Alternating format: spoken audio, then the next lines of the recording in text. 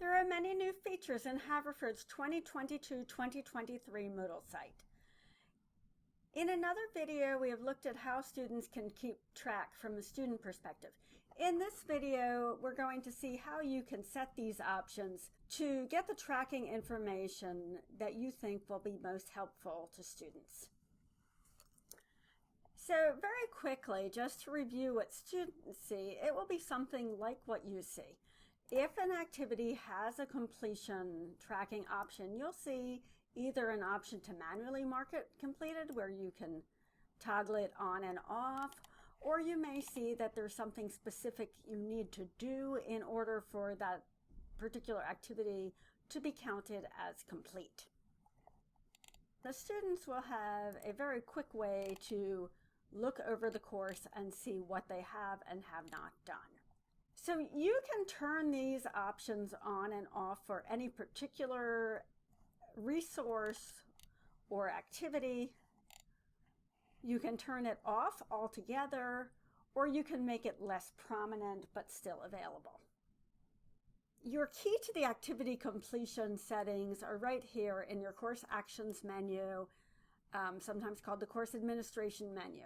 You can set the option on and off in the settings. If the option is on, you can make adjustments in course completion, and you can also see how your students are progressing through the reports available under More.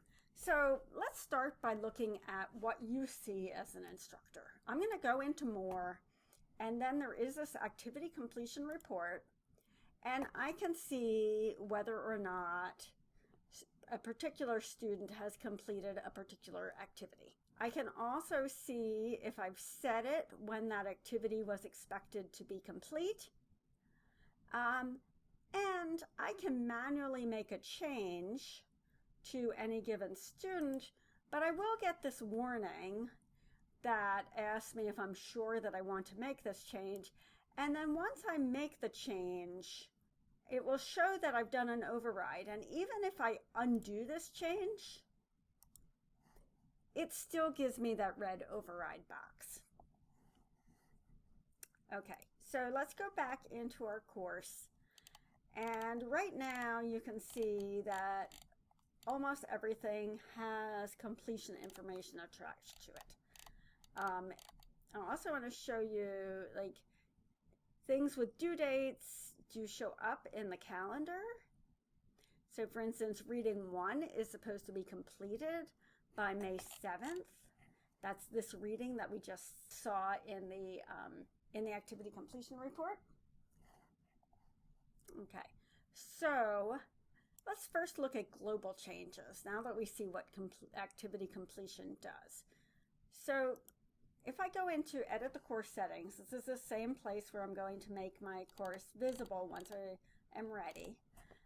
You'll see this option for activity completion tracking. And I can just disable this altogether. If I don't want it, I can just totally get rid of it. You and your students will not see any completion tracking. I can also go back to this completion tracking and turn it on, but make it less visible on the main page. So activity completion is enabled, but not shown. And what does that look like? Most of the tracking information is not available on the main page, but if I go into an activity, I can still see the tracking information, toggle it on and off. If it's manual tracking or submit or whatever I need to do to complete that activity. For things like readings and labels, you're still going to see that marked as done on the main page, because once I go into a reading, there is no header information about it. You're looking at the reading, so there's nowhere else to put the mark as done. So that's how to set it globally and what it looks like kind of on, off for individual activities. So as I said, you can adjust these things on an item by item basis. And there's several ways to do that. The quickest and easiest, I think, is to go into this course completion option under your course action menu, course settings menu. And there's two things that are going to set your activity completion here. First of all, there are some defaults. These were sent with your course template, which does things like show files, do not, so these are like readings, syllabus. They don't have any completion tracking by default, although you can add it. Things like questionnaires, when you submit it, it will be tracked. Quizzes, if you make an attempt, and assignments if you submit your assignment.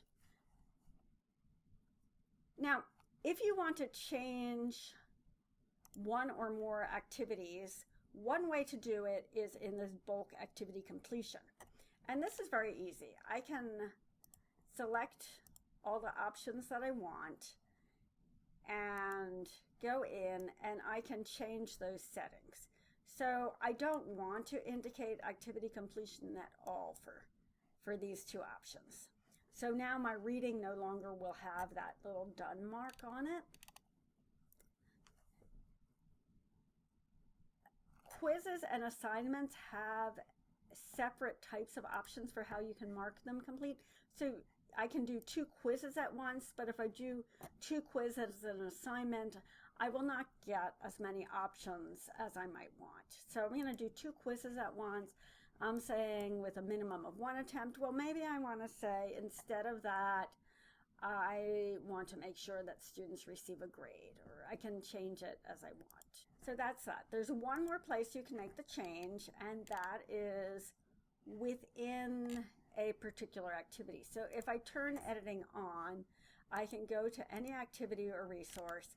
I have this completion option, and this will give me the same settings basically that I had in the bulk activity section.